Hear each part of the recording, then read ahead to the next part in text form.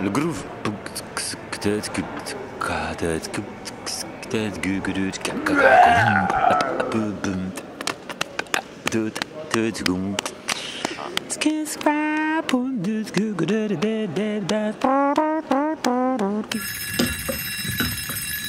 Mon père étant du sud, je suis allé une fois au Sahara, dans le village où il est né, et c'est vraiment un pays de Nawa.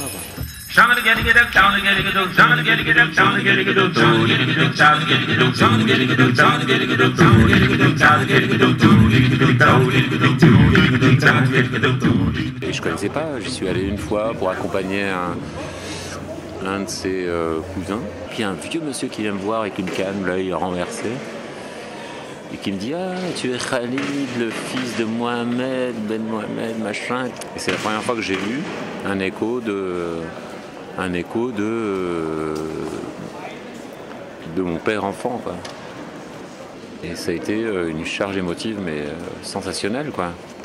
Que j'ai gardé en moi, que j'ai exploité dans ma recherche vocale, et qui donne des espèces de musique comme ça mélangées de plein de cultures, hein. Donc ça passe par le chant russe, chant chinois et tout ça, mais toujours avec cette énergie des Gnawa.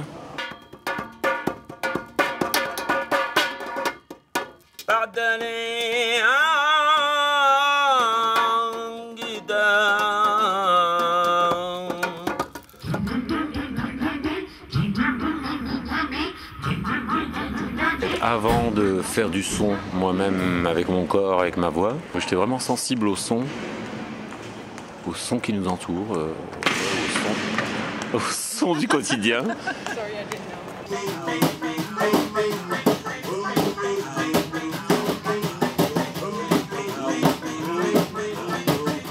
Donc ça c'est quelque chose que j'ai eu assez tôt en fait. À 15 ans j'ai eu mon premier Walkman.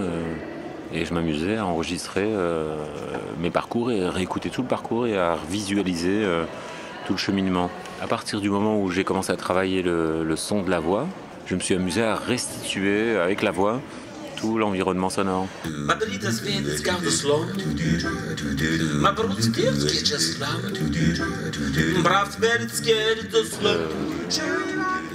premier dépucelage, la première explosion, la première éruption, ça a été monstrueusement violent.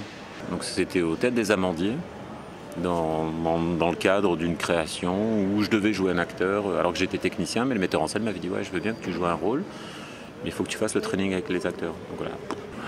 J'étais noué, bloqué pendant des années, quoi. J'avais mal à la gorge, parce que j'osais à peine parler. Il m'a poussé à bout, j'ai explosé. Donc là, volcan d'émotion, d'expression, et la voix est sortie, quoi. La voix est sortie, plutôt que de parler comme ça et tout, d'un coup, j'étais comme une bête qui se révélait, quoi.